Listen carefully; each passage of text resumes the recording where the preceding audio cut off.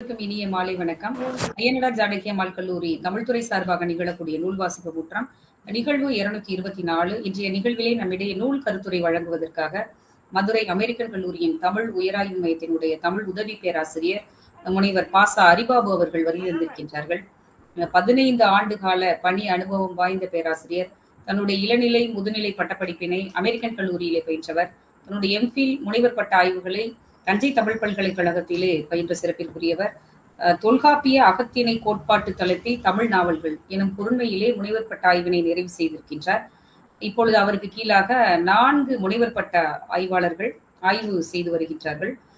படிக்கின்ற காலத்திலேயே 2014ஆம் ஆண்டு பல்கலைக்கழக நிதி நல்கை குழுவினுடைய நிதியினை பெற்று, யுஜிசி நிதியினை பெற்று 2.5 லட்சம் ரூபாய் வளமை நோக்கில் மழை சடங்கு எனும் பொருண்மையிலே ஆய்வினை செய்திருக்கின்றார்.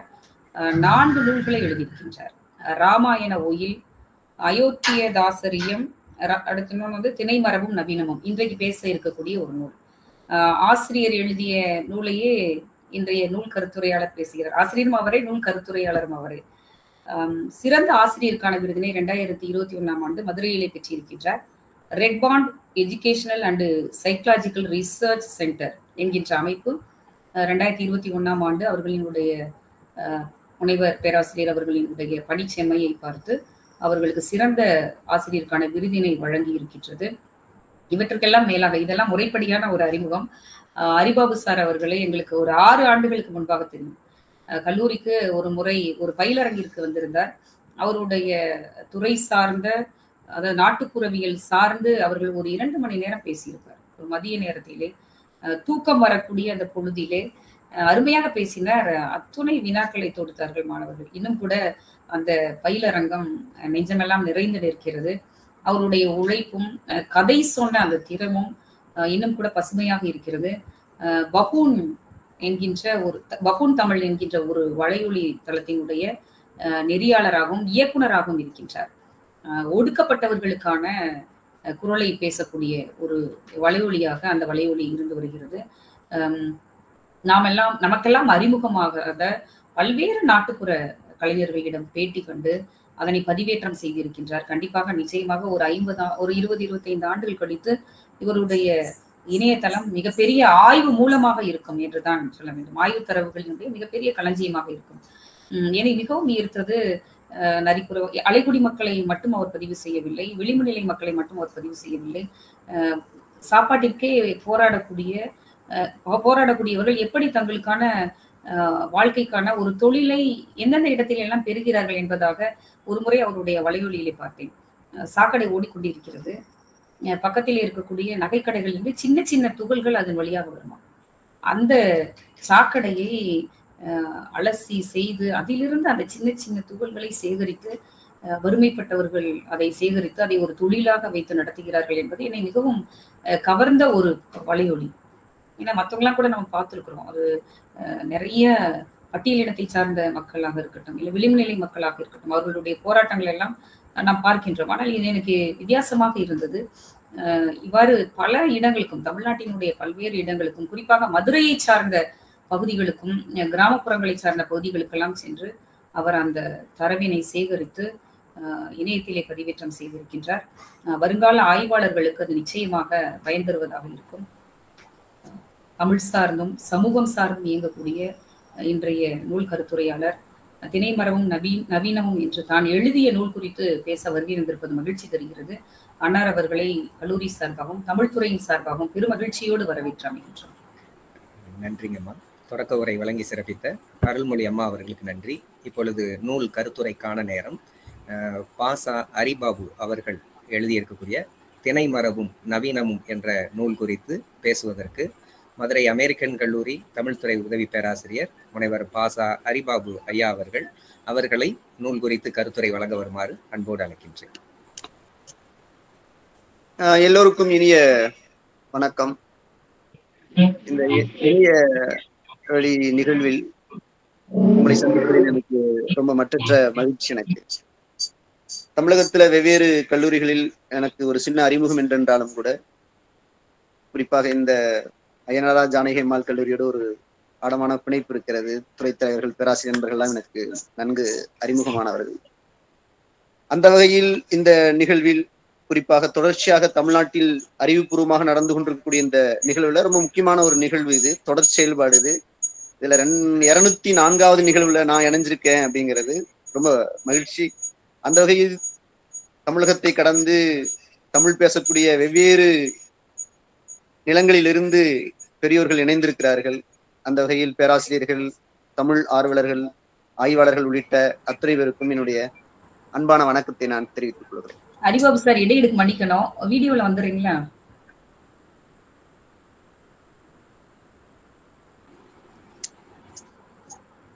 வீடியோ தெரியுதா வினோத் சார்? இல்ல, வீடியோல தான் இருக்காங்க, ஆனா தெரியல. கொஞ்ச நேரம் கழிச்சு தான் அது வருது. ஓ சரி சரி. 4 மினிட் தெரியுதா? இருக்கட்டும் சார், அப்படியே நீங்க தொடருங்க, அப்படியே வந்துருங்கிறாங்க சார். தெரியுதா சதீஷ் சார்? இல்லைங்கய்யா, நீங்க பேசுங்கய்யா, வந்துரும். அது நீங்க வீடியோ ஆன்ல மட்டும் இருக்கட்டும், பேசுங்க. குரல் கேக்குதானே? கேக்குதுங்க, பேசுங்க. நான் இன்னைக்கு உங்களோட பேசுறதுக்கு திணை மரபும் நவீனமும் என்பதான ஒரு தலைப்பாக வச்சிருந்தாலும் கூட, தெரியுதா?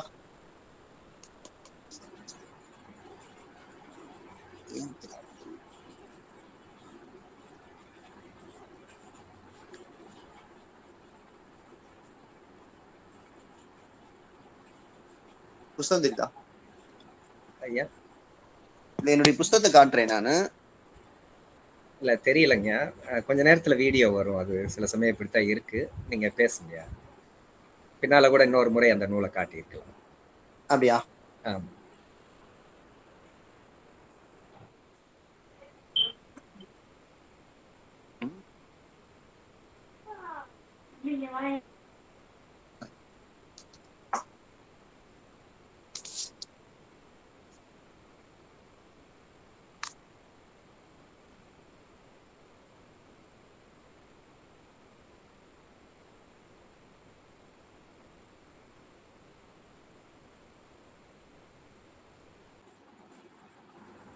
ஐயா பேசலாங்க ஐயா. இந்த ஒரு நிமிஷம் மட்டும்.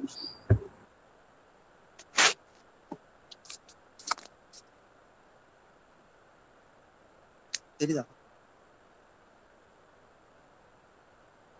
குரல் கேக்குதா சார்? கேக்குதுங்க, பேசுங்க. ஓகே.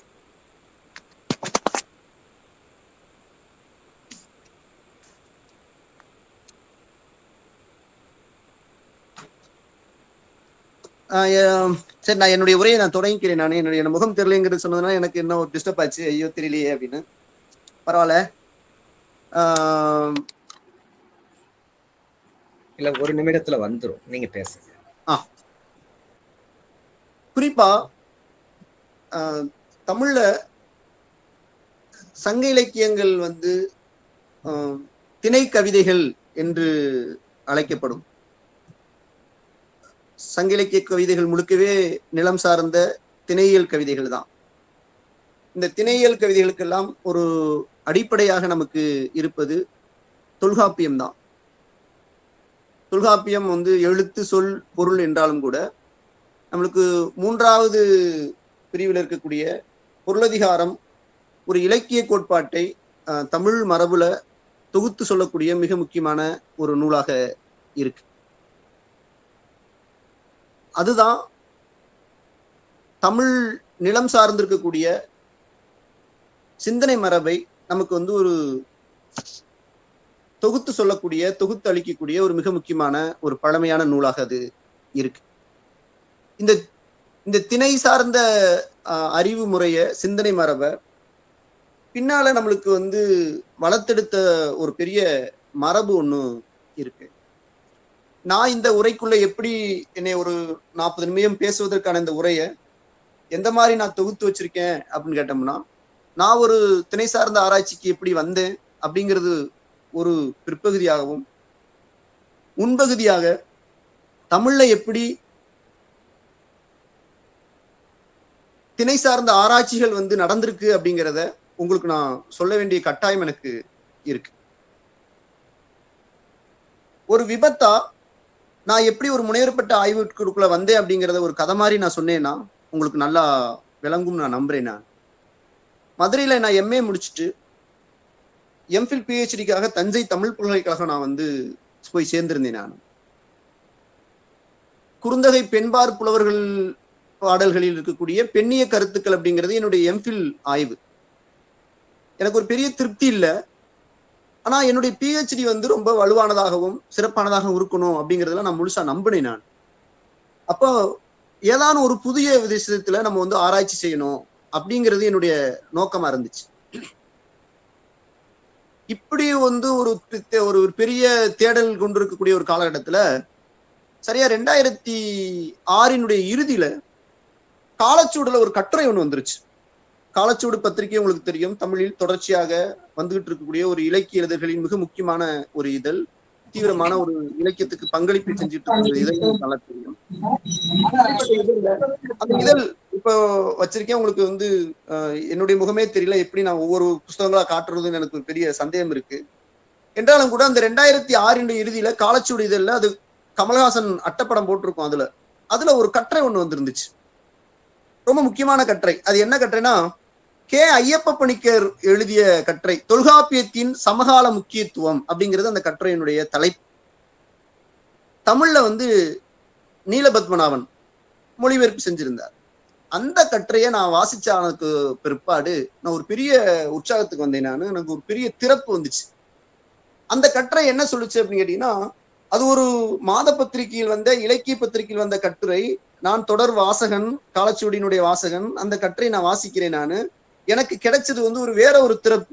என்ன திறப்புன்னா, தொல்காப்பியம் என்கிற சிந்தனை மரபுக்குள்ள இருக்கக்கூடிய, தொல்காப்பியம் என்கிற இலக்கணத்துக்குள் இருக்கக்கூடிய பொருளதிகாரத்தை சமகாலத்தோடு பொருத்தி பார்க்க வேண்டிய வாய்ப்புகள் இருக்கு அப்படிங்கறத அந்த கட்டுரை எனக்கு சுட்டி காட்டுது.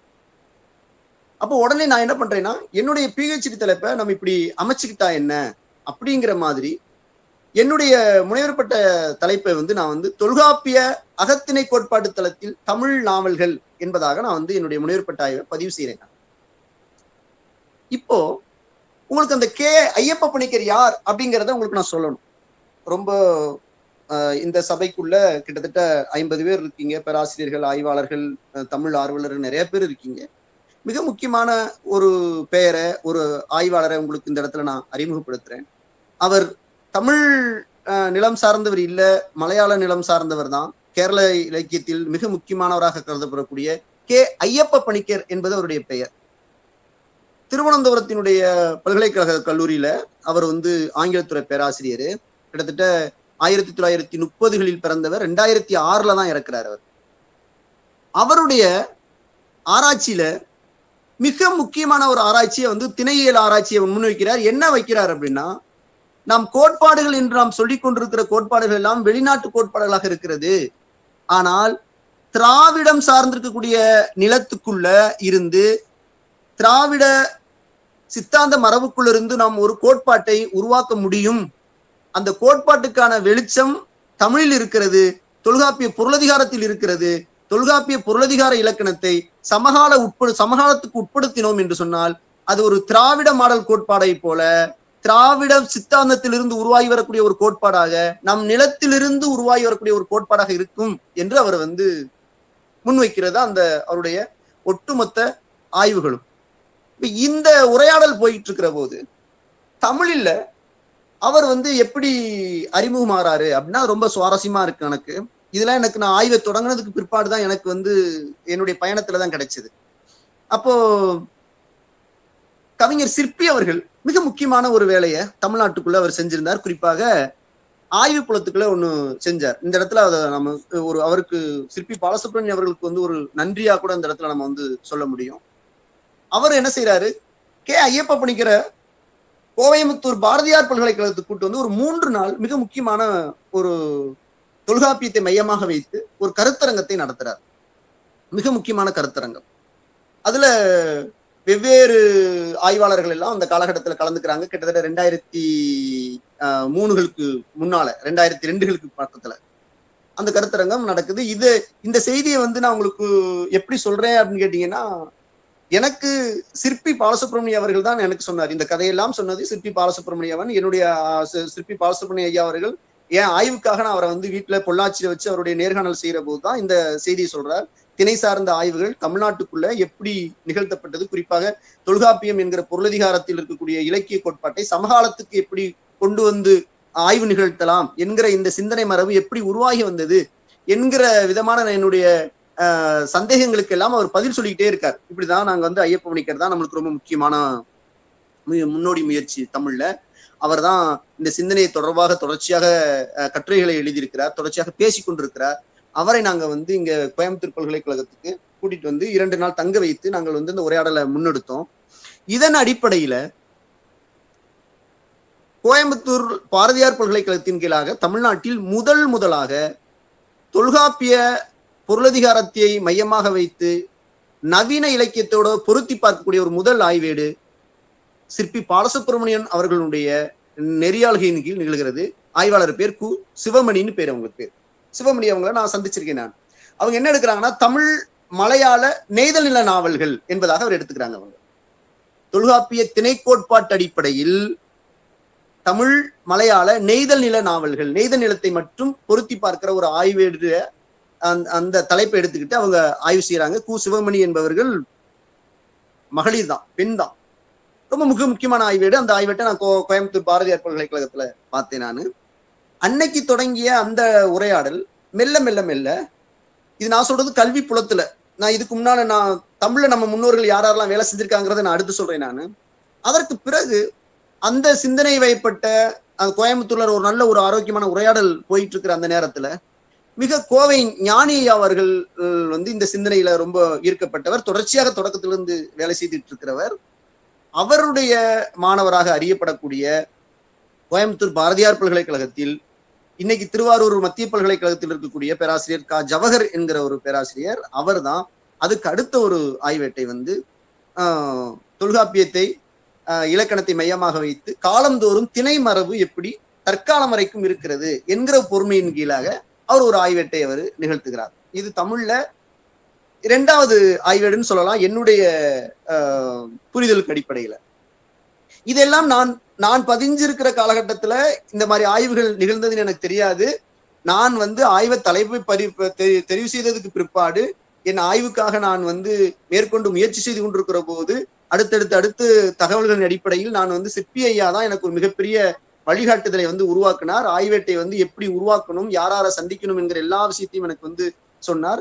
அதன் அடிப்படையில தான் எனக்கு நான் வந்து என்னுடைய தலைப்பு என்னவாக அமைத்துக்கிட்டேன்னா, தொல்காப்பிய அகத்திணை கோட்பாட்டு தளத்தில் தமிழ் நாவல்கள் என்பதுதான் என்னுடைய முனைவுப்பட்ட தலைப்பாக பதிவு செஞ்சது. அப்போ தொல்காப்பியம் என்கிற 2000-3000 ஆண்டுகளுக்கு முன்னால் இருக்கக்கூடிய தமிழ் மொழியினுடைய தொன்மையான ஒரு பிரதியாக இருக்கக்கூடிய தொல்காப்பியம் இலக்கணத்தை நீங்க அப்படியே 2000 வருஷத்துக்கு முன்னாலேயே பேசக்கூடிய இலக்கண கோட்பாடாக பார்ப்பதில் ஒன்றும் அர்த்தம் இல்லை. அதை சமகாலத்துவத்தோடு இன்னைக்கு நடப்பில் இருக்கக்கூடிய இலக்கிய வடிவங்களோடு பொருத்தி பார்ப்பதன் வழியாகத்தான் அந்த இலக்கணத்தை நாம் உயிருள்ள பிரதியாக மாற்ற முடியும். இல்லாவிட்டால் அது வந்து ஒரு இலக்கண மரபை மட்டுமே போதிக்கக்கூடிய ஒரு பிரதியாக அது தேங்கி நின்றுவிடும் என்பதுதான் இந்த சிந்தனை புலத்தினுடைய ஒரு பார்வை. இது ஒரு புறம். இப்ப நீங்க இந்த திணைமரபை தமிழ்ல ஆராய்ந்தவர்கள் முன்னோர்கள் இருக்கிறார்கள்னா ரொம்ப சிறப்பா ஆராய்ஞ்சிருக்கிறாங்க. தமிழ்ல ரொம்ப ரொம்ப முக்கியமான ஆராய்ச்சிகள் நிகழ்ந்திருக்கு. அப்படி நம்மளுக்கு பார்த்தோம் அப்படின்னு கேட்டோம்னா, தமிழ்ல மிக முக்கியமான ஆய்வை முதலாக நிகழ்த்தியவர் வந்து தனிநாயகம் அடிகள் அவர்கள் தான். தமிழ் இலக்கியத்தில் இயற்கை என்கிறது தலைப்புல முதலாக நிலவியல் ஆய்வை மையமாக வைத்து ஆராய்ச்சி செஞ்ச ஒரு முதல் ஆய்வேடுன்னு நம்ம சொல்ல முடியும்.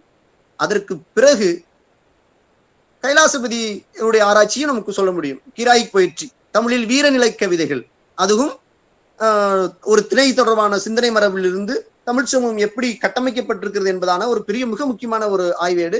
ஆனால் தமிழ் இலக்கியத்தில் இயற்கை நிலவியல் பூர்வமாக பார்க்கக்கூடிய ஒரு சிந்தனை மரபு.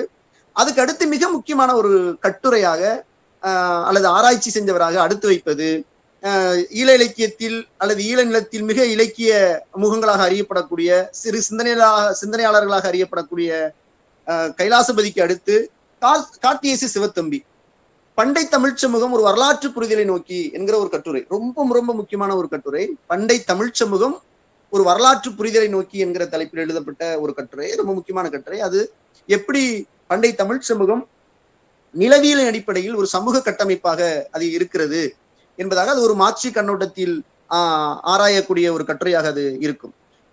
அதற்கு பிறகு தமிழ்ல தொடர்ச்சியாக ஆராய்ச்சி செஞ்ச மிக முக்கியமானவர் சென்னை கிறிஸ்தவ கல்லூரி பேராசிரியராக இருக்கக்கூடிய நிர்மல் செல்வமணி அவர்கள். நிர்மல் செல்வமணி அவர்கள் தான் தொல்காப்பியத்தை மையமாக வைத்து குறிப்பாக நம்முடைய தமிழ் அழகியல், குறிப்பாக தமிழ் இயற்கை, சுற்றுச்சூழலில் சார்ந்திருக்கக்கூடிய சிந்தனை மரபை விரித்தெடுத்து ஆராய்ச்சி செஞ்ச மிக முக்கியமானவர்களில் ஒருவராக அவர் அறியப்படுகிறார்.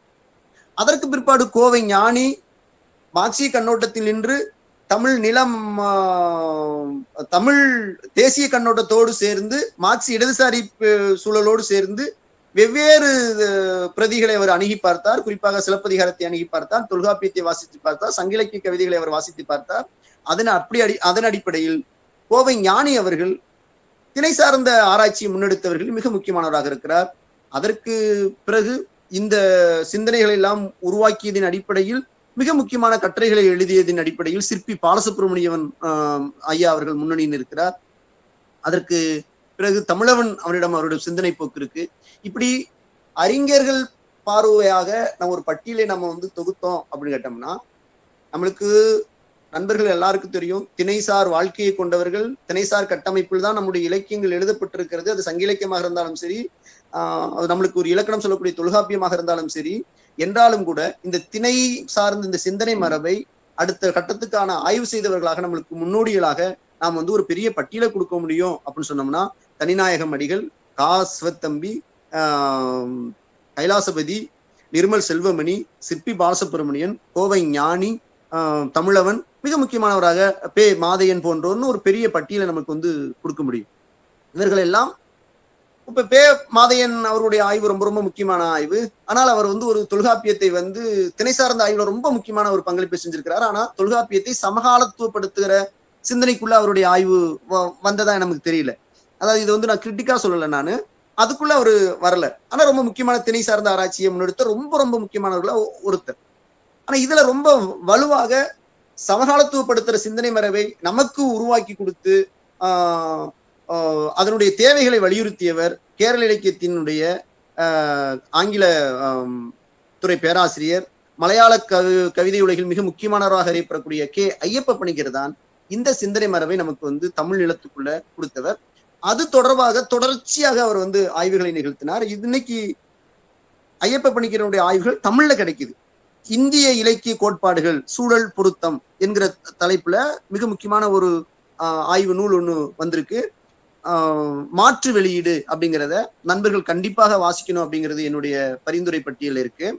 உங்களுக்கு நான் சொல்லிக்கிறேன். நான் அதே மாதிரி சிற்பி பாலசுப்ரமணியன் அவர்கள் மிக முக்கியமான ஒரு கட்டுரை எழுதியிருக்கிறார். என்னுடைய ஆய்வுக்கு ரொம்ப ரொம்ப முக்கியமா இருந்தது. அது நிலவியலும் இலக்கியமும் அப்படிங்கிற தலைப்புல அவரு ஒரு கட்டுரை ஒன்று எழுதியிருக்கிறார். அவருடைய படைப்பும் பார்வையும் என்கிற ஒரு நூல்ல இருக்கும். கூடுதலாக எனக்கு இணையத்துல கூட நம்மளுக்கு ஐயப்ப பணிக்கரனுடைய தொல்காப்பியத்தின் சமகால முக்கியத்துவம் என்கிற கட்டுரை நமக்கு கிடைக்கும். இப்ப இந்த உரை அல்லது ஒரு முன்முகப்பான உரையாடல்கள் உங்களுக்கு நான் ஏன் பகிர்ந்துகிட்டேன் அப்படின்னு கேட்டீங்கன்னா, நண்பர்களே,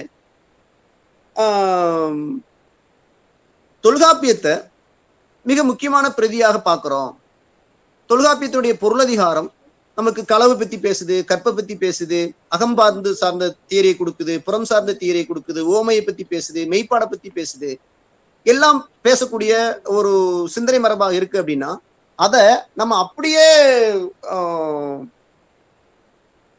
அந்த காலத்தோடையே பேசக்கூடிய ஒரு இலக்கியமாக, இலக்கண நூலாக நம்ம பார்த்தோம் அப்படின்னா, அந்த இலக்கியத்தை அந்த இலக்கணத்தை நம்ம சமகாலத்துவப்படுத்த முடியாது. தொல்காப்பியம் கட்டமைக்கிற வாழ்க்கையும் தொல்காப்பியம் உருவான காலமும் வேறு, இன்னைக்கு நம்ம வாழ்ந்துகிட்டு இருக்கிற காலம் வேறு. அப்ப இன்னைக்கு தொல்காப்பியம் கட்டமைக்கக்கூடிய நிலம் எப்படி இருக்கு? குறிஞ்சி திணையாக இருக்கா? முல்லை திணையாக இருக்கா? மருதத்திணையாக இருக்கா? நெய்தல் திணையாக இருக்கா? பாலை திணையாக இருக்கா? அன்று சொல்லக்கூடிய கைக்கிளை சார்ந்த சிந்தனை மரபுகள் இன்னைக்கு எப்படி இருக்கு? பெருந்தனை சார்ந்த சிந்தனை மரபுகள் எப்படி இருக்கு என்கிற பார்வையை செலுத்த வேண்டிய ஒரு கட்டாயம் நமக்கு இருக்கு. அப்பதான் நமக்கு இன்னைக்கு இலக்கியத்தினுடைய போக்குகளை நம்ம புரிய முடியும். நண்பர்களுக்கு நல்லா தெரியும், ஒவ்வொரு காலகட்டத்திலும் உருவாகி வரக்கூடிய அரசியல் சமூக சூழல் அடிப்படையில் தான் இலக்கியம் பிறக்குது. ஒரு காலகட்டத்தில் சிந்தனை மரபு அகம் புறம் என்கிற சிந்தனை மரபை வெளிப்பட்டதான் சங்க இலக்கியங்கள். சங்க இலக்கியத்தை பிறகு அகம்புறத்துக்கு பிற்பாடு அறம் பேச வேண்டிய ஒரு காலகட்டத்தில் பிறப்பதான் நம்மளுக்கு 17 கீழ்கணக்கு சொல்லக்கூடிய அற இலக்கியங்கள். சமண பௌத்தத்தை பேசக்கூடியது காப்பியங்கள். சைவத்தையும் வைணவத்தையும் பேசக்கூடியது பக்தி இலக்கியங்கள். அதற்கு பிற்பாடு ஜமீன்தார்கள், பண்ணைக்காரர்கள், மிக முக்கியமான குறுநில மன்னர்களை மையமாக வைத்து பேசக்கூடியது சிற்றிலக்கியங்கள். பிறகு ஐரோப்பியன் ஒரு வருகைக்கு நூடாக இலக்கியத்தினுடைய வடிவமும் பாடுபொருளும் நம்மளுக்கு டோட்டலா மாறுதுங்கிறது நமக்கு தெரியும். அதன் அடிப்படையில் நம்மளுக்கு ஒரு மரபு கவிதை என்பது வசன கவிதையாக மாறுது, வசன கவிதை என்பது புது கவிதையாகிறது, புது கவிதை என்பது நவீன கவிதையாக மாறுகிறது. இன்னைக்கு நம்மளுக்கு கதை சொல்லல் மரபு இருந்துச்சு, ஆனால் இன்னைக்கு கதை சொல்லல் மரபுல இருந்தே நமக்கு மாறுபட்டு நாவலும் கதைதான், ஆனால் அந்த நம்ம நாட்டார் மரபில் இருக்கக்கூடிய கதையிலிருந்து வேறுபட்டு வேற ஒரு வடிவத்தோடு நம்மளுக்கு ஒரு புனைவு இலக்கியமாக நமக்கு நாவலும் சிறுகதையும் இந்த நூற்றாண்டின் அல்லது இந்த நம்ம சமகாலத்தின் மிக முக்கியமான இலக்கிய வடிவங்களாக கால் கொண்டிருக்கின்றன. இன்னைக்கு நம்மளுக்கு ஒரு நூற்றாண்டு நாவல் இலக்கிய போக்குகள் இருக்கு, ஒரு நூற்றாண்டு சிறுகதை மரபு ஒன்று இருக்கிறது, கிட்டத்தட்ட ஒரு நூற்றாண்டு நவீன கவிதையினுடைய வரலாறு நமக்கு இருக்கு. இப்ப இந்த காலகட்டத்தில் ஆழ்ந்து கொண்டிருப்பது நம்முடைய வாழ்க்கையை எதிர எழுதிக்கிட்டு இருக்கோம் அப்படின்னு கேட்டோம்னா நாவலின் வழியாகவும் சிறுகதை வழியாகவும் நவீன கவிதைகள் வழியாகத்தான் எழுதி கொண்டிருக்கிறோம். இன்னும் வெளிப்படையாக சொல்லணும்னா சங்க இலக்கியத்தில் பதிவாகாத நம்முடைய வாழ்க்கை எல்லாருடைய வாழ்க்கையும் பதிவாகாதான்னு சொல்ல முடியாது. இலக்கியம் என்பது உயர்ந்தோர் மேற்று என்றுதான் சொல்லப்படுகிறது. அப்ப தலைவனும் தலைவியும் யார் என்றால் அது சாதாரண குடிகளாக இருப்பதற்கான வாய்ப்பு கிடையாது.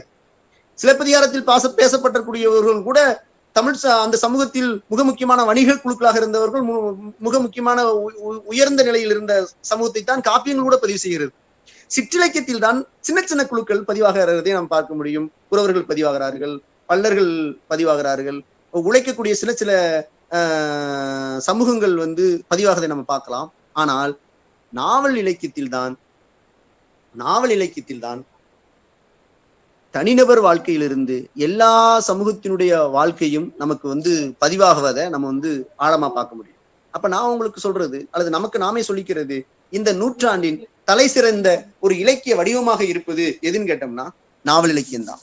நாவல் இலக்கியம் தமிழினுடைய நிலப்பரப்பில் எல்லா விதமான பண்பாட்டு விழுமியங்களை பதிவு செய்யக்கூடிய ஒரு ஆக்கப்பூர்வமான இலக்கிய வடிவமாக அது இருக்கு. ஒரு நூற்றாண்டு நாவல் வரலாற்றுல அது பேச தவறிய ஒன்றும் இல்லை என்கிற அளவிற்கு அது பேசுபவர்கள் இருக்கு. ஒரு காலகட்டத்துல தமிழ் நாவல்கள் அது பிராமண வாழ்க்கையை பேசியது, தஞ்சாவூர் பகுதியைத்தான் பேசியது.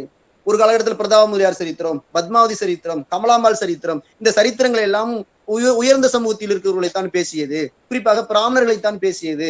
நாவல்கள் தொடக்கத்தில் பிராமணர்கள் வரலாறுகள் அதிகமாக எழுதப்பட்டன, அதற்கப்புறம் பிள்ளைமார்களுடைய வரலாறுகள் எழுதப்பட்டன, முதலியார்களுடைய வரலாறுகள் எழுதப்பட்டன என்கிற ஒரு விமர்சனம் என்றாலும் தமிழ் நாவல் விமர்சன வகுப்பில் உண்டு என்றாலும் கூட இந்த ஒரு நூற்றாண்டுல தமிழ் நாவலுடைய போக்குகள் டோட்டலா மாறிடுச்சு. குறிப்பாக வட்டார இலக்கியங்கள் வேறு விதமான வாழ்க்கையை நமக்கு வழங்கி இருக்கின்றன. நாவல்கள் அகமும் புறமுமாக, உள்ளும் புறமுமாக எல்லா விதமான வாழ்க்கையும் எல்லா சமூகத்தினுடைய வாழ்க்கையும் மாற ஆரம்பிச்சிருக்கின்றன. குறிப்பாக வட்டார இலக்கியத்தில் கொங்கு பகுதியில சண்முக சுந்தரம் மிக முக்கியமான ஒரு படைப்பாளியாக இருக்கிறார். பெருமாள் முருகன் அவர் கொடுக்கிற படைப்பு வேறு. நடுநாடு என்று சொல்லக்கூடிய நடுநாட்டு சொல்லகராதி தந்த கண்மணி குணசேகரன் அவருடைய வாழ்க்கை வேறொன்றாக இருக்கிறது. சென்னையை மையமாக வைத்து நாவல்கள் வந்திருக்கின்றன. மதுரை வட்டாரத்தை மையமாக வைத்து அத்துணை நாவல்கள் வந்திருக்கின்றன. குறிப்பாக காவல் போன்ற நாவல்கள் மதுரையினுடைய நாயக்கர் கால வரலாற்றினுடைய அரசியலை, பண்பாட்டை, அங்கு நடந்த அரசியல் மாற்றங்களை மிக தெளிவாக சித்திரமாக வழங்கக்கூடிய மிக முக்கியமான ஒரு 1000 பக்க நாவலாக சு வெங்கடேசனுடைய காவல் கோட்டம் நாவல் இருக்கிறது. அன்று காவல் பொறுப்போடு இருந்த கள்ளர்களுடைய வாழ்க்கையை பற்றி பேசக்கூடிய மிக முக்கியமான ஒரு பதிவை அந்த நாவலுக்குள்ள செய்யறாங்க. குறிப்பாக தமிழ்ல ரொம்ப ரொம்ப மிக முக்கியமான நிலமாக கருதப்படக்கூடிய சாத்தூர், கோவில்பட்டி, சிவகாசி போன்ற பகுதிகளுடைய கரிசல் இலைக்கு மிக முக்கியமான பங்களிப்பு செஞ்சிருக்கு. அந்த பக்கம் பார்த்தோம்னா நாஞ்சில் நாட்டு பகுதியில் மிக முக்கியமான ஒரு வாழ்க்கையை அவர்கள் நாஞ்சில் நாடன் உட்பட அங்க இருக்கக்கூடியவர்கள் பதிவு செய்கிறார்கள். அதற்கு பிறகு தோப்பில் முகமது முஹ்ரான் அங்க இருக்கக்கூடிய கடற்கரை வாழ்க்கையை அவர் பதிவு செய்திருக்கிறார். இவ்வளோ பதிவு செய்தாலும் கூட பதிவு செய்யாத எத்தனையோ இனக்குழுக்கள் இன்றும் இருந்து கொண்டிருக்கிறார்கள். ஆனாலும் கூட இன்னைக்கு ஒரு கடந்த 2000க்கு பிற்பாடு ஒரு 25 வருஷத்துல தமிழ் நாவலுக்குள்ள எல்லா சங்கதிகளும் வந்து சேர்ந்திருக்குன்னு நம்ம தைரியமா சொல்ல முடியும். அரவாணிகளை பத்தி நாவல்கள் வந்துருச்சு, புறவர்கள் பத்தி நாவல்கள் வர ஆரம்பிச்சிருச்சு, உதிரிகளாக இருக்கக்கூடிய அத்துணை சமூகங்களை பற்றியும் நாவல்கள் வர ஆரம்பிச்சிருச்சு, மாற்றுத்திறனாளிகளை பத்தி நாவல்கள் வர ஆரம்பிச்சிருச்சு, ஜாதிகளாக பார்க்கிற சிந்தனையாக இருந்தாலும் சரி, தனி நபர்களாக பார்க்கிற சிந்தனையாக இருந்தாலும் சரி, தன் வரலாற்றை எழுதக்கூடிய சிந்தனை மரபாக இருந்தாலும் சரி, எல்லா விதத்திலும் ஒரு 21ஆம் நூற்றாண்டின் ஒரு கொடையாக, ஒரு ஆகச் சிறந்த இலக்கிய வடிவமாக கால் கொண்டிருப்பது நாவல் இலக்கியம்தான். எதுக்கு நான் இவ்வளோ விரிவான ஒரு நாவலை பற்றி ஒரு சித்திரத்தை உங்களுக்கு நான் கொடுக்கணும்?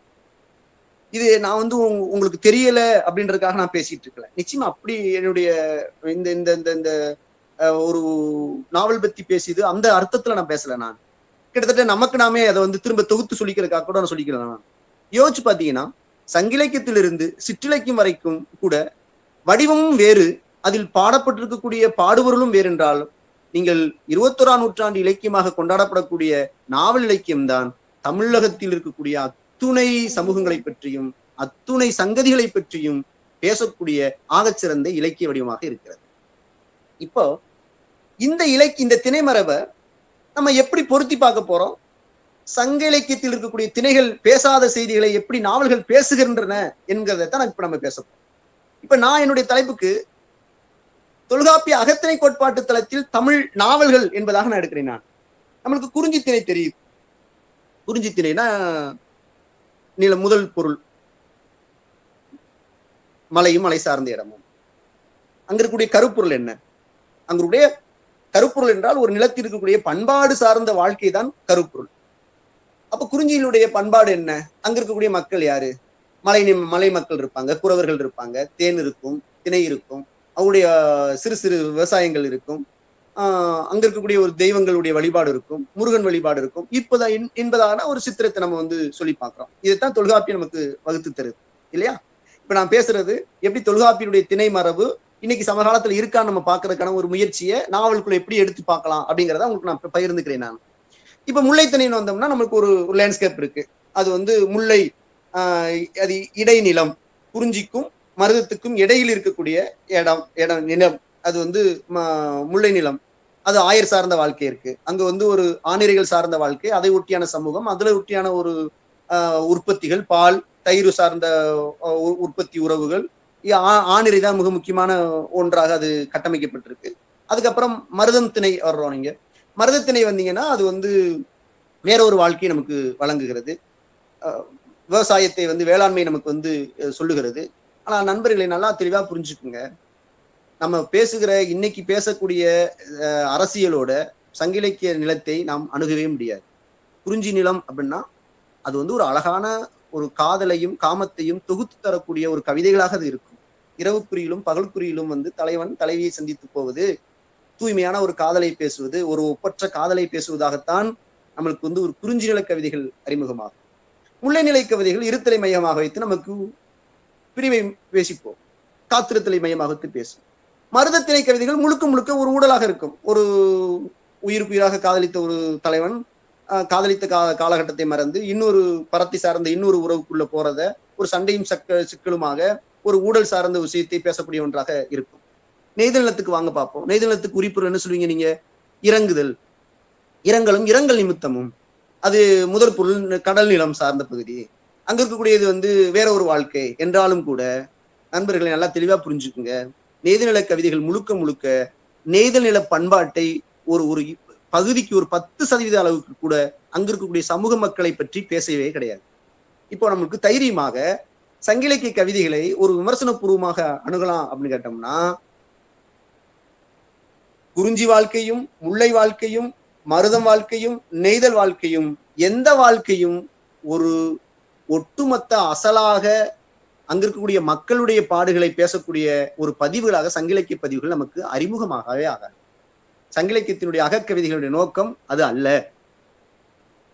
அப்போ குறிஞ்சி திணை சார்ந்த வாழ்க்கையை நம்ம எப்படி புரிஞ்சுக்கிறது? ஆனா நமக்கு குறிஞ்சி வாழ்க்கை வேற ஒரு வாழ்க்கையாக இருக்கு. அப்ப இதை நம்மளுக்கு வந்து எப்படி புரிஞ்சுக்கலாம் அப்படின்னா, சமகாலத்தில் வரக்கூடிய நாவல்கள் நமக்கு வேற ஒன்றை நமக்கு அறிமுகப்படுத்தும். அப்ப இந்த சிந்தனை புலத்துல இருந்துதான் நான் வந்து ஒவ்வொரு திணைக்கும் ஒவ்வொரு நாவலை எடுத்து பொருத்தி பார்த்தா என்ன அப்படிங்கிறத நான் யோசிக்கிறேன். நான் அப்படி நான் வந்து எடுத்துக்கிட்டது குறிஞ்சிக்கு வந்து சா பாலமுருகன் எழுதிய சோழகர் தொட்டி என்கிற ஒரு நாவல். நான் ஒவ்வொரு நாவலை பத்தி சொல்றேன். அதுக்கு முல்லைத்தனைக்கு வந்து சு தமிழ்ச்செல்வி எழுதிய கீதாரி என்கிற நாவல். குறிஞ்சி முல்லை மருதத்துக்கு சோலை சுந்தர பெருமாள் எழுதிய சென்னல் என்கிற நாவல். நெய்தலுக்கு ஜோடி குருஸ் எழுதிய ஆழிசூல் என்கிற ஒரு நாவல். பாலைத்திணைக்கு நெடுங்குருதி எஸ் ராமகிருஷ்ணன் எழுதிய நெடுங்குருதி என்கிற நாவல். இப்ப நான் ஒவ்வொரு திணைக்கும் ஒரு நாவலாக எடுத்துக்கிட்டேன். நான் மிக முக்கியமான தமிழ்ல வந்த காத்திரமான உரையாடல்களை எழுப்பிய சாகித்ய அகாதமி விருது வாங்கிய நாவல்கள் உட்பட இதுக்குள்ள வாங்கிய எழுத்தாளர்கள் உட்பட இந்த படைப்பு இருக்கு. இந்த மாதிரியான விருதுகள் வாங்கினதுனால நான் படைப்பு எடுக்கல. தமிழ்ல மிக முக்கியமான திணை சார்ந்த பதிவுகளாக இருக்கக்கூடிய நாவல்களை நான் தேர்ந்தெடுத்து என்னுடைய வாசிப்புக்கின் அடிப்படையில் மேல் அறிஞர்களுடைய ஆலோசனை அடிப்படையில் தான் இந்த நாவலுக்கு வந்து நான் சேர்ந்தேன். நான் ஒவ்வொரு திணைக்கும் ஒவ்வொரு நாவலாக நான் எடுத்திருக்கேன். நான் இப்ப இதுக்கு முன்னாலாக சங்க கவிதைகள் நமக்கு ஒரு முழு பண்பாட்டை அசல் பண்பாட்டை நமக்கு பேசல அப்படிங்கிறத உங்களுக்கு நான் வந்து சொல்றேன். நான் இப்போ குறிஞ்சி திணை நம்ம இப்ப எடுத்த போது சா பாலமுருகன் அவர் வந்து ஒரு நண்பர்களுக்கு எங்களுக்கான நேரம் அரை மணி நேரம், ஒரு 5 நிமிடத்துல நிறைவு பண்ணிருக்கோம். சரிங்க. இப்போ நம்ம வந்து குறிஞ்சி திணைன்னு பேசுற போது சா பாலமுருகன் வந்து ஒரு வழக்கறிஞர். அவர் வந்து அடிப்படையில் வழக்கறிஞர். அப்புறம் தான் அவர் நாவல் எழுதுறாரு. அது 1993 கர்நாடகா, தமிழ்நாடு, ஆந்திர கூட்டு இராணுவ படை வந்து கூட்டு காவல்துறையினர்கள் ஒரு படை அமைத்து வீரப்படை வந்து தேடுதல் வேட்டைக்காக ஈரோடு அந்தியூர் காடுகளுக்கு போகிற போது அங்க இருக்கக்கூடிய சோழகா பழங்குடிகளை எப்படி சிதைக்கிறாங்க, அரச பயங்கரவாதம் எப்படி நிகழ்கிறது, அங்க இருக்கக்கூடிய பழங்குடி மக்கள் எப்படி சிதைக்கப்படுகிறார்கள் என்கிற பதிவை ரத்தம் சதியமாக நாவல் தருகிறது. கீதாரி என்கிற நாவல் ராமநாதபுர பகுதியில் இருந்து கடலூர் பகுதியாக இடம்பெயர்ந்து வரக்கூடிய முல்லை நிலை, குறிப்பாக இடையனுடைய வாழ்க்கையை அது பேசுகிறது. மருதத்திணை என்கிற சென்னல் நாவல் வரலாற்றில் மறக்க முடியாத ஒரு சம்பவமாக இருக்கக்கூடிய தஞ்சையில் நடந்திருக்கக்கூடிய வெண்மணி என்கிற படுகொலை. 44 பேரை பண்ணையார்கள் எப்படி ஒரு கால்பிடி நெல் அதிகமாக கேட்டார்களோ அதற்காக ஒரே வீட்டில் வைத்து கொளுத்திய சம்பவத்தை மையமாக வைத்து அது பேச ஆரம்பிக்கிறது. அதற்கு பிற்பாடு ஜோடி குருசினுடைய ஆழிசுல் உலகுதான் தமிழில் எழுதப்பட்டிருக்கக்கூடிய அசலான இதுவரைக்கும் 2000 வருஷ பாரம்பரியம் கொண்ட ஒரு தொன்மையாக நிலமாக இருக்கக்கூடிய நெய்த நிலத்தை அசலாக பதிவு செய்யக்கூடிய ஒரே நாவல் அது ஆழிசுல் உலகு. அந்த பரதவர் சமூகத்தில் இருந்து அந்த கடல் நிலத்தை ரத்தமும் சதையுமாக எழுதியவர். அதற்கு பிற்பாடு நெடுங்குருதி என்கிற நாவல் மதுரையும் ராமநாதபுர பகுதியும் மையமாக வைத்து கள்ளர்களுடைய பண்பாட்டையும் அவர்களுடைய தொழிலாகவும் இருக்கக்கூடிய ஒரு செய்திகளை ஒரு வெக்கையோடு பதிவு செய்யக்கூடிய நாவல். இப்ப நான் வந்து காலம் முடிஞ்சதுனால நீங்க சில கேள்விகள் இருந்ததுன்னா உங்களுக்கு பதிலளிக்க தயாரா இருப்பேன். நம்ம பேசுவது 2000 வருஷ பாரம்பரியம் கொண்டிருக்கக்கூடிய வாழ்க்கை அமைப்பை சங்க இலக்கியங்கள் பதிவு செய்யாத அந்த நம்மளுடைய சில சித்திரங்களை நமக்கு நாவல்கள் தருகிறது. அப்ப நம்மளுக்கு வந்து குறிஞ்சி திணை கவிதைனா ஒரு காதல் சார்ந்த விஷயத்தை மட்டுமே பேசுமா அப்படின்னா இல்ல. இன்னைக்கு குறிஞ்சி நிலம் எப்படி இருக்கு, அது வந்து ஒரு கொடைக்கானல் நகரம் ஒரு நகரமாக மாறிடுச்சு.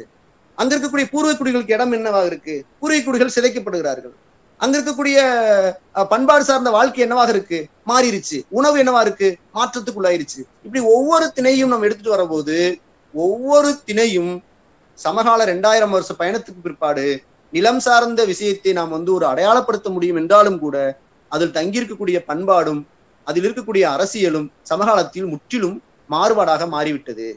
அப்ப தொல்காப்பியம் என்கிற இலக்கண கோட்பாட்டை அப்படியே நம்ம 2000 வருஷத்துக்கு முன்னாலேயே நிறுத்துவதை விட தொல்காப்பியம் கட்டமைக்கக்கூடிய அந்த சிந்தனை மரபு தற்காலத்துவத்தோனுக்கு அது பொருந்தி போகிறதா என்கிற சிந்தனை நாம் எழுப்பி பார்க்கிற போது நாம் தொல்காப்பியம் என்கிற இலக்கணத்தை இன்னைக்கு 21ஆம் நூற்றாண்டின் மிக முக்கியமான நாவல் வடிவமாக இருக்கக்கூடிய இலக்கிய வடிவமாக இருக்கக்கூடிய நாவலோடு நாம் பொருத்தி பார்க்க முடியும்.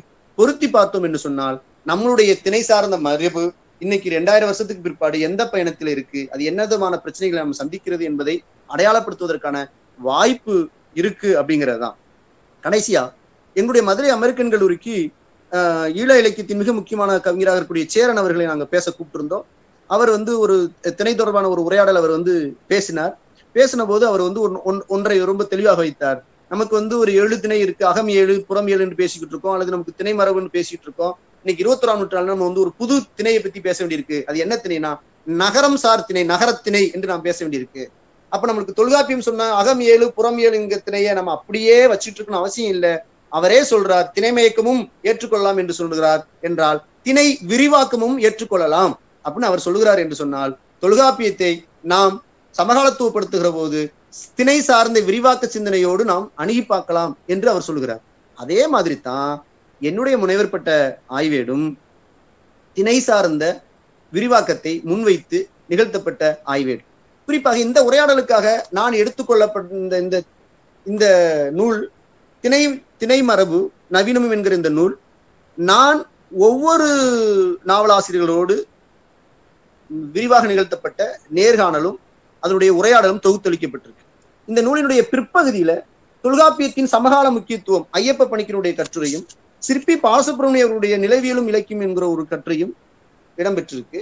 இந்த நூலை வாசிக்கிற போது ஒருவேளை அடுத்தடுத்த திணை சார்ந்த ஆராய்ச்சிக்கு வரக்கூடிய ஆய்வாளர்களுக்கு மிக பயனுள்ளதாக இருக்கலாம். என்னுடைய ஆய்வேடு நூலாகிற போது மேலும் என்னுடைய சிந்தனையை அல்லது நம்முடைய திணையியல் சார்ந்த சிந்தனையை வலுப்படுத்துவதற்கும் அடுத்தடுத்துமாக நகர்த்துவதற்கும் அது உதவலாம் என்கிற அடிப்படையில் நான் பேச வந்ததை பேசிட்டே நினைக்கிறேன். நான் என்னுடைய முகம் தெரியல என்றாலும் கூட கேட்டுக்கொண்டிருக்கிற நண்பர்களுக்கும் வாய்ப்பு கொடுத்த நண்பர்களுக்கும் நன்றி சொல்லி முடித்துக் கொள்கிறேன். வேற ஏதேனும் ஒரு சந்தேகங்கள் இருந்ததுன்னா நான் பதிலளிக்க தயாரா இருக்கேன். நன்றி, வணக்கம். நன்றிங்க ஐயா. ஒரு சிறப்பான நூல் குறித்த, அதுவும் ஆய்வு நூல், எனவே அந்த ஆய்வு பார்வையை முன்வைத்த ஒரு சிறப்பான நூல் கருத்துரை.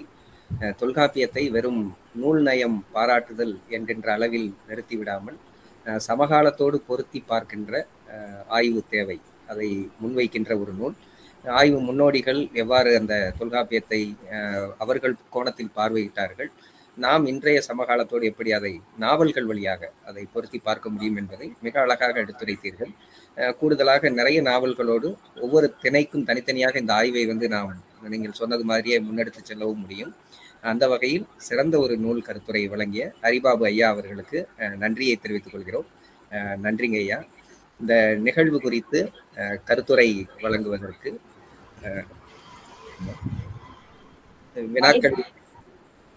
வினாக்கள் ஏதேனும் வினாக்கள் கேட்டால், ஏன்னா இந்த நிகழ்வு குறித்த கருத்துரையை விடவும் வினாக்கள் வழியாக அந்த கருத்துரையை நாம் வளமாக்கிக் கொள்ள முடியும். எனவே இந்த ஆய்வு சிந்தனையை ஒட்டியதான வினாக்களை யாவரேனும் முன்வைக்க வருமாறு அன்போடு கேட்கிறேன். அரிபாபு சார், எனக்கு ஒரு கேள்வி. முற்றிலுமாக சங்க இலக்கியத்தினுடைய பண்பாடு முற்றிலுமாக இன்றைய சூழல் இல்லைன்னு ஒரு கருத்து வச்சுங்க. ஆனா ஏறு தழுவுதல், இன்னைக்கு ஜல்லிக்கட்டு இருக்கு, சங்க இலக்கியத்தில் பேசப்பட்ட அந்த பண்பாடு நம்ம கிட்ட தான் அதோட நீட்சியாகத்தானே இருக்கு. இதெல்லாம் நீங்க எப்படி பாக்குறீங்க? நல்ல கேள்வி மேம். இப்ப நம்ம அதை எப்படி பார்க்க வேண்டியிருக்குன்னா, சங்க இலக்கியத்துல முல்லைக்களி திணை ஏறு தழுவுதலை பேசுது. ஆனா இன்னைக்கு நாவல்கள் தான் ஏறு தழுவுதல் யாருக்கு அது என்னவாக பண்பாட்டு பிரச்சனையாக மாறுது. இதே அலங்காநல்லூர்ல மையமாக வைத்து சிசு செல்லப்பானுடைய வாடிவாசல் என்கிற ஒரு 100 பக்க நாவல் தமிழ்ல ரொம்ப எழுதப்பட்ட மிக முக்கியமான நாவலாக சொல்லப்படுகிறது. நம்ம எப்படி பார்க்க வேண்டியிருக்குன்னா, தமிழரினுடைய ஒரு பண்பாட்டு பெருமை கொண்டது ஜல்லிக்கட்டு, அது 2000 வருஷத்துல பதிவாயிருக்கு. நம்ம அந்த பதிவை எடுக்கிற அதே நேரத்துல அந்த ஜல்லிக்கட்டு உரிமை யார் யாருக்கெல்லாம் வழங்கப்பட்டிருக்கு. தமிழகத்துல அலங்காநல்லூர் ஜல்லிக்கட்டு தமிழர்களுடைய பாரம்பரியமாக பார்க்கப்படுது. ஆனால் அங்க இருக்கக்கூடிய ஒடுக்கப்பட்ட சமூகங்கள் உள்ளுக்குள்ள மாடு பிடிக்க முடியாதுங்கிறதை நம்ம பார்க்க முடியும். ஒவ்வொரு ஊர்களையும் ஜல்லிக்கட்டினுடைய மாட்டை அணைவதனால் ஏற்படுற பிரச்சனையை பத்தி நிறைய பிரச்சனைகள் இருக்கு, படுகொலைகள் நடந்துகிட்டு இருக்கு. ஒரு பக்கம் தமிழரினுடைய அடையாளமா பார்க்கறது நம்முடைய பார்வையா, இன்னைக்கு 2000 வருஷத்துக்கு பிற்பாடு அந்த ஜல்லிக்கட்டு என்ன விதமான பண்பாட்டு பிரச்சனை சந்திக்கிறத பத்தி பேசுறது பார்வையா? அப்போ சங்க இலக்கியங்கள் பதிவு செய்வது ஒரு வகையான பதிவென்றாலும் கூட 2000 வருஷத்துக்கு பின்னால இன்னைக்கு ரத்தமும் சதியுமாக தமிழகத்துல என்ன நடந்துகிட்டு இருக்கு ஜல்லிக்கட்டுக்கு பின்னால என்பதையெல்லாம் பேசக்கூடிய இடத்துல சிறுகதைகளும் நாவல்களும் வந்துருச்சு. அப்ப நம்முடைய அந்த பார்வையும் தேவைதான். ஆனா அதே நேரத்துல நமக்கு வேற மாதிரியும் பார்க்க வேண்டிய ஒரு சிந்தனை மரபு நமக்கு வந்துருச்சு அப்படிங்கிறத நமக்கு எடுத்துக்க வேண்டியிருக்கு. சரிங்க சார், நன்றி. நீட்சி கொஞ்சம் சிதைவா இருக்குங்கிறத பேசுறது. சரிங்க சார். ஒரு வினா, நகர்ப்புற திணை அப்படின்ற ஒரு சொல்லாடல் பயன்பட்டு இருக்குது. ஒரு நகர்ப்புறத்துல ஒரு எல்லாமே ஒரு கலவையாகத்தானே இருக்கிறது. எந்த ஒரு பண்பாடும் ஒரு தனி பண்பாடாக இல்லாமல் கலவையாக ஒரிஜினாலிட்டி என்று சொல்லுவோமே, அதனுடைய உண்மைத்தன்மை ஒரு நகர்ப்புறம் பிரதிபலிக்குமா என்பது எனது ஐயப்பாடு. நல்ல கேள்விங்க இது. நம்ம பேச ஆரம்பிக்கிறோம். நம்மளுக்கு வந்து இன்னைக்கு எல்லா திணைகளுமே சிதைவுக்குள்ளாயிருச்சு அப்படிங்கறதுதான். இன்னைக்கு குறிஞ்சி ஒரு 2000 வருஷத்துக்கு முன்னால எப்படி இருந்திருக்கும்? ஒரு பெரிய நகரமா நம்மளுக்கு இருந்திருக்குமா? இல்ல நம்ம கோடைவாசலங்கள் அது வந்து ஏற்காடா இருக்கட்டும், ஊட்டியா இருக்கட்டும், கொடைக்கானலா இருக்கட்டும், அல்லது கேரள பகுதிகளாக இருக்கட்டும், நம்ம கொடைக்கானல் வச்சு பேசலாம்னு கூட வச்சோம்னா இன்னைக்கு இருக்கக்கூடிய பழங்குடிகள் இருக்கக்கூடிய இடங்கள் குறைவாகவும், இங்கிருந்து சமவெளி பகுதியில் போனக்கூடிய தொழிலதிபர்களும் மிகப்பெரிய நிலச்சுவார்ந்தார்களும் ஒட்டுமொத்த மலைநிலத்தையும் ஆக்குப்பை பண்ணிட்டாங்க. பெரிய பெரிய ரிசார்ட்டுகள்லாம் மலைக்குள்ள இருக்கு. அங்க கேட்காத இசைகள் வந்து இன்னைக்கு இசை இருக்கு, சினிமா இசை இருக்கு, ராக் இருக்கு, பாப் இருக்கு, உணவு வேற ஒரு உணவா இருக்கு. அப்போ ஒவ்வொரு திணையுமே கலப்படத்துக்கு தான் உள்ளாயிருச்சு. அதை நீங்க வந்து 2000 வருஷத்துக்கு பின்னால நம்ம வந்து அதைத்தான் நம்ம பேச ஆரம்பிக்கிறோம். நகரத்திணை என்கிறது வந்து 2000 வருஷத்துக்கு முன்னால ஏதானும் ஒரு வைகைக்கரை நாகரிகம் போல, காவிரிக்கரை நாகரிகம் போல, தாமிரபரணி நாகரிகம் போல அங்கங்க சில நகரங்கள் இருந்திருக்கலாமே ஒழிய, இன்னைக்கு ஒட்டுமொத்த உலகமும் ஒரு 80% மக்கள் வாழக்கூடிய இடமாக நகரம் வந்துருச்சு. நகரத்துக்குள்ள வெவ்வேறு ஒரு குறிஞ்சியில் இருக்கக்கூடியவரும் இருப்பார், மருதத்திணைக்காரரும் இருப்பார், முல்லைத்திணைக்காரரும் இருப்பார், நெய்தலத்திணைக்காரரும் இருப்பார். அவருடைய பண்பாடு இருக்கு, அவருடைய உணவு இருக்கு. இப்படி எல்லாரும் சேர்ந்து வாழக்கூடிய ஒன்றாக மாறிடுச்சு. இன்னைக்கு பியூரிட்டி பத்தி நம்ம பேசவே முடியாது, அதை தடுத்து நிறுத்தவும் முடியாது. அப்ப இன்னைக்கு நமக்கு வந்து ஒரு தனி சிந்தனையாக நகரத்தை நாம் வாசிக்க வேண்டும் என்பதாக நாம் யோசிக்க ஆரம்பிக்கிறோம். இப்ப நீங்க நெய்தல் நிலத்துல என்ன ஒரிஜினாலிட்டி இருக்கு? பரதவர் தான் அந்த நிலத்தினுடைய நிலமக்கள், சேர்ப்பன் என்று நமக்கு பேசும். இப்ப இம்மை மாறி மறுமையாயினும் நீ ஆயர் என் கணவன் நான் ஆயர் நெஞ்சு நேர்பவில்லை, இது ஒரு அழகான நெய்தல் கவியை நமக்கு சொல்லப்படும். அப்ப அங்க வந்து பேசக்கூடிய ஏதாவது வேற காதலைத்தான் பேசும். இன்னைக்கு வந்து பரதவர் மட்டும் மீன் பிடிக்கிறாங்கன்னா மறவரும் மீன் பிடிக்கிறாங்க, பறையரும் மீன் பிடிக்கிறாங்க, முத்திரையரும் மீன் பிடிக்கிறாங்க. அப்ப நிலமக்கள் யாரு? அன்னைக்கு நம்மளுடைய மீன் பிடிக்கக்கூடிய மக்களுடைய சமயம் என்னவாக இருந்திருக்கும்? கன்னிதான், கடல் மாதா தான். ஆனா இன்னைக்கு வந்து வேற மாதா. உங்களுக்கு தெரியும், ஆர்சி ரோமன் கத்தோலிக் தான் அங்க அவங்களுடைய 2000 வருஷமாக இருந்தவுடைய மதம் அங்க கிடையாது, அவங்களுடைய உணவு கிடையாது, அவங்களுடைய உடை கிடையாது. ஆனா நம்மளுக்கு இன்னைக்கு கடல் மட்டும் என்கிற அந்த நெய்தல் நிலம் மட்டும் இருக்கு. ஆனால் நெய்தல் நிலத்தில் உறைந்திருந்த 2000 வருஷ வாழ்க்கை பண்பாடு சிதைவுக்குள்ளாயிருக்கு. மருதம் சங்க கவிதைகள் வந்து என்ன பேசும்? தலைவன் இன்னொரு பெண்ணோட உறவு இருக்கிறதை பத்தி பேசும், அது இருக்கிற ஊழலை பத்தி பேசும். ஆனால் இன்னைக்கு ஒவ்வொரு விவசாயமும் பொய்த்து போனதுக்கு பிற்பாடு நிறைய இடப்பெயர்ச்சி நடந்திருக்கிறது. பூர்வக்குடி மக்கள் நிலத்திலிருந்து இடப்பெயர்ச்சிக்குள்ளாயிருக்காங்க. வெண்மணி போன்ற சம்பவங்கள் நடந்திருக்கு. அப்ப மருதத்தினை நம்ம வந்து வேற மாதிரி தானே பார்க்க வேண்டியிருக்கு. அப்ப இந்த வாழ்க்கையெல்லாம் நமக்கு சங்க இலக்கிய கவிதைகள் நமக்கு பதிவு செய்யல. ஆனா நமக்கு இன்னைக்கு நாம் உருவாகி வரக்கூடிய அரசியல் சித்தாந்தல் புரிதல் அடிப்படையில் ஒவ்வொரு திணையிலும் ஒவ்வொரு வகையான மாற்றம், ஒவ்வொரு வகையான அரசியல் கலப்பு, நிலக்கலப்பு எல்லாம் தவிர்க்க முடியாத ஒன்றாக மாறிவிட்டது.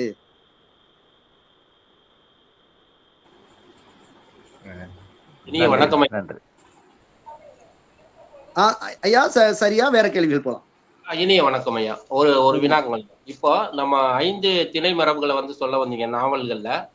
அதுல வந்து பிற தேசத்தினுடைய குடிகள் கலப்படம் ஆயிருக்கா? பிற தேசத்தினுடைய குடிகள் வந்திருக்காங்கல்ல. கி ராஜநாராயணுடைய பதில் சொல்லவா? சொல்லுங்க. அந்த மாதிரியான ஆராய்ச்சியில நம்ம ஆய்வுகளை கொண்டு வந்திருக்கீங்களா, சேர்த்திருக்கீங்களான்னு? நம்ம அந்த மாதிரி நான் ஆராய்ச்சி பண்ணல. ஆனா கேட்கிற கேள்விக்கு நமக்கு வந்து ஒரு பதில் சொல்ல முடியும். என்ன சொல்லலாம்னா, இப்ப கி ராஜநாராயணன் இருக்காருன்னு வச்சுக்கோங்களேன். அவருடைய மிக முக்கியமான 2 நாவல், கோபல்ல கிராமம், கோபலபுரத்து மக்கள், 2 தமிழ் எழுதப்பட்ட மிக முக்கியமான நாவல்ல ஒன்றும் அது ஒன்றும் மாற்றுக்கிறது கிடையாது. கோபல்ல கிராமத்து மக்கள் வந்து கோபல்ல மக்கள் கிராமம் நாங்கிற நாவல் முதல் நாவல். அவர் என்ன எழுதுறாருன்னு கேட்டீங்கன்னா, ஆந்திராவில இருந்து தமிழ்நாட்டுக்கு குடிபெயர்ந்து இங்க இருக்கக்கூடிய காட்டை அழித்து ஒரு நாடு கொன்றார்கள் அப்படிங்கறது எழுதுறாரு. அவரே அந்த தன்னுடைய தொல் கதையை நாவலுக்குள்ள எழுதினார். அப்ப அவங்க யாரு அப்படின்னு கேட்டீங்கன்னா, அவர்கள் தெலுங்கு பேசக்கூடிய மக்கள் இந்த தமிழ்நிலத்திற்கு வந்து நாங்கள் எப்படி இந்த தமிழ்நிலத்தில் காடு கொண்டு நாடாக்கி எங்களுடைய பூர்வீக வரலாற்றை நாங்கள் நிலைநாட்டியோம் என்பதை பேசக்கூடிய ஒரு இது. இப்ப இன்னைக்கு தமிழ் தேசிய அடிப்படையில் அல்லது இந்த நிலம்சார் மக்கள் அடிப்படையில் நம்ம பார்த்தோம் அப்படின்னு கேட்டோம்னா, தமிழ் மொழியில் எழுதப்பட்ட ஒரு நாவல், அந்த தமிழ் மொழிக்குள்ளாக இருக்கக்கூடிய வாழ்க்கை பிறமொழி பேசக்கூடிய வாழ்க்கை. இன்னைக்கு அவங்க பிறமொழி பேசணும்னா அரசியல் சிக்கல் இருக்கு. இப்ப நானே இந்த விஷயத்துல ரொம்ப கவனமா அணுக வேண்டியிருக்கு. நான் அப்ப இங்க இருக்கக்கூடிய தெலுங்கு மொழி பேசக்கூடியவங்க எல்லாம் தமிழ்நாட்டு மக்கள் இல்லையா அப்படின்னு பேசலாம். அதுக்கு நம்ம உறக்கவும் சொல்லலாம். கி. ராஜநாராயணனுடைய நாவலுக்குள்ள பதிவாயிருக்கிற வாழ்க்கை தெலுங்கு மொழி பேசக்கூடியவருடைய வாழ்க்கை. அப்ப இந்த மாதிரி வெவ்வேறு நாவலுக்குள்ள வெவ்வேறு விதமான உலகங்களும் வந்திருக்கு. இதை நம்ம திணை சார்ந்ததுக்குள்ள நம்ம பார்க்கணும்னு அவசியம் இல்லை. நீங்க கேட்டதுக்காக நான் சொல்லணுன்றதுக்காக சொல்றேன். நான் அந்த மாதிரி பிறமொழி பேசக்கூடியவர்கள் தமிழ்நாட்டுக்குள் வந்தவர்களை பற்றியான சின்ன சின்ன குழுக்களை பற்றியான நாவல்கள் வர ஆரம்பிச்சிருக்கு. குறிப்பாக நாடோடிகள் பற்றி, பழங்குடிகள் பற்றி நாவல்கள் எல்லாம் வர ஆரம்பிச்சிருக்கு. மகிழ்ச்சிங்க, சிறப்பு இருக்குங்க கருத்து. இன்னொரு கருத்துங்க, இப்போ அதாவது என்னன்னா, சங்க திணை மரபுல முழுக்க முழுக்க உங்களுடைய பார்வை என்னுடைய புரிதல்ல, அதாவது இப்ப உள்ள மக்களை பதிவு செய்யப்படவில்லை அப்படின்னு ஒரு கருத்தை மையப்படுத்தின மாதிரி இருந்துச்சு. ஏன்னா இப்போ அகத்திணைகள்ல வேணா உங்க கருத்து சரியா இருக்கலாம். ஆனா புறத்திணைகள்ல வேளிர்களையோ சீரூர் புலித்தலைவர்களையோ படைத்தலைவர்களையோ அந்த மாதிரி சொல்லியிருக்காங்களாங்கய்யா. அதை பத்தி தங்களுடைய கருத்துங்கய்யா. உங்களுடைய உரை நிறைய நேரம் கேட்கணும்னு ஆசை. மகிழ்ச்சி, நன்றி.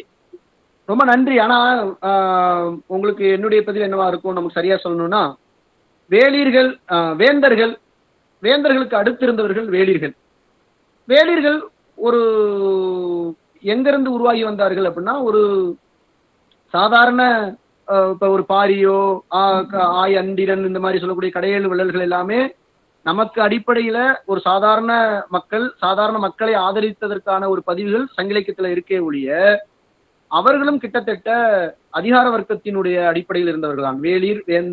வேந்தர்கள், மூவேந்தர்கள், வேந்தர்களுக்கு அடுத்திருந்தவர்கள் வேளிர்கள் என்பது நமக்கு கிட்டத்தட்ட நம்ம குறுநில மன்னர் சொல்லுவோம். தமிழ்ல சரியா சொல்லணும்னா வேளிர்கள் என்று சொல்லுவோம். அதற்கு அடுத்து வரக்கூடிய சீரூர் மன்னர்கள், குறுநில தலைவர்கள் எல்லாருமே ஒரு வகையில அதிகாரத்தோடு இருந்தவங்க தான். சாதாரண மக்களாக இருந்தவர்களை சங்க இலக்கியங்கள் பதிவு செய்ததா என்றால் பதிவு செய்யல. அது அக இலக்கியமா இருந்தாலும் சரி, புற இலக்கியங்களாக இருந்தாலும் சரி.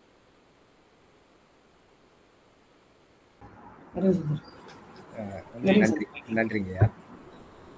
பண்பாடு என்பது மாறிக்கொண்டே வரக்கூடியது. அதோடு பகிர்வு அடிப்படையில் கொடுக்கல் வாங்கலாகவும் அது நிகழ்ந்து வந்திருக்கின்றது. திணை மயக்கம் என்றெல்லாம் அது குறிப்பிடப்பட்டிருக்கின்றது.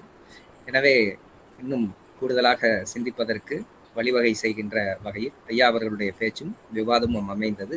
நன்றியை தெரிவித்துக் கொள்கின்றோம். நிறைவாக நன்றி உரை வழங்குவதற்கு தமிழ்துறை உதவி பேராசிரியர் சிவஞானம் அவர்களை அன்போடு அழைக்கின்றோம். அனைவருக்கும் வணக்கம். சிவகாசி ஐயனாடார் ஜானகி அம்மாள் கல்லூரியின் தமிழ்துறை சார்பாக நிகழும் பன்னாட்டு அளவிலான நூல் வாசிப்பு முற்றம் நிகழ்வு 224. இந்நிகழ்வினை நாங்கள் தொடர்ந்து நடத்துவதற்கு அனுமதி அளித்த எம் கல்லூரி தாளாளர், முதல்வர் உள்ளிட்ட பெருந்தகைக்கு நன்றி. தொடக்க உரையாற்றி சிறப்பு விருந்தினரை அறிமுகம் செய்த முதுகலை தமிழ்துறை தலைவர் முனைவர் அருள்மொழி அம்மா அவர்களுக்கு நன்றி. இளநிலை தமிழ்துறை தலைவர் முனைவர் சந்திரகுமார் ஐயா அவர்களுக்கு நன்றி. இன்றைய நூல் கருத்துரையாளராக நம்முடைய மதுரை அமெரிக்கன் கல்லூரியின் தமிழ்துறை உதவி பேராசிரியர் முனைவர் பாசா அரிபாபு அவர்கள் தான் எழுதிய திணை மரபும் நவீனமும் என்னும் நூல் குறித்து சிறப்புரையாற்றினார். சங்க இலக்கியத்தை திணை இலக்கிய கவிதையாக கருதியமை, தமிழ் இலக்கிய மரபில் தொல்காப்பிய பொருளதிகாரம்தான் திணைசார் சிந்தனைக்கு அடித்தளம் என்றமை, கே. ஐயப்ப பணிக்கர், நீல பத்மநாபன், சிற்பி பாலசுப்பிரமணியம் போன்றோரின் வழிகாட்டுதல் அடிப்படையில் தொல்காப்பியத்தை அணுகிய போக்கு, கு. சிவமணி, ஜவகர் போன்றோரின் திணை கோட்பாட்டு தொடர்பான ஆய்வேடுகள் குறித்து விளக்கி கொண்டமை, தனிநாயகம் அடிகள், கைலாசபதி, சிவத்தம்பி, நிர்மல் செல்வமணி, கோவை ஞானி, தமிழவன், பே. மாதவன் போன்றோரிடம் திணை குறித்த சிந்தனை மரபினை எடுத்துரைத்தமை, நவீன இலக்கிய போக்கில் தலை சிறந்த இலக்கிய வடிவமாக நாவல் உருமாறியது என்றமை, வட்டார நாவல்களையும் வட்டார எழுத்தாளர்களையும் அறிமுகப்படுத்தியமை, முதற்பொருள், கருப்பொருள், உரிபொருள் குறித்த கருத்தாடல்களை கூறியமை, திணைசார் வாழ்வியலை படம் பிடித்தும் காட்டும் விதமாக நாவலை எண்ணியமை, ஒவ்வொரு திணைக்கும் ஒவ்வொரு நாவலை தேர்வு செய்து கொண்டமை, கீதாரி, சென்னல், ஆலிசூல் உலகு, நெடுங்குருதி போன்ற நாவல்களை ஆய்வுக்காக எடுத்துக்கொண்டமை, தொல்காப்பியத்தை நவீன இலக்கியத்தோடு அணுக நாவல் என்ற வடிவமே சிறந்தது என்றமை, ஆய்வுக்கான முன்னோட்டம், ஆய்வுக்கான தரவு, ஆய்வின் போக்கு போன்ற நிலைகளில் தன் நூலை உருவாக்கியது குறித்து சிறப்பாக உரையாற்றிய ஆசிரியர் பெருந்தகைக்கு நன்றிகள் ஐயா. இன்றைய நிகழ்வில் ஆசிரியரோடு உரையாடிய பெருமக்களுக்கு நன்றி.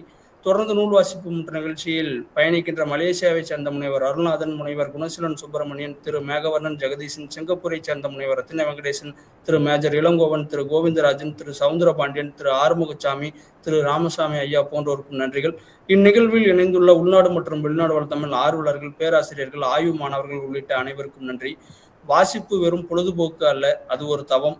ஒருமுறை நாம் வாசிப்பின் சுவையை உணர்ந்து விட்டால் அது நம்மை விடாது என்னும் சிந்தனை வரிகளோடு மீண்டும் அடுத்த நூல் வாசிப்பு முற்றத்தில் நல்லதொரு நூலோடு சந்திப்போம். நன்றி, வணக்கம்.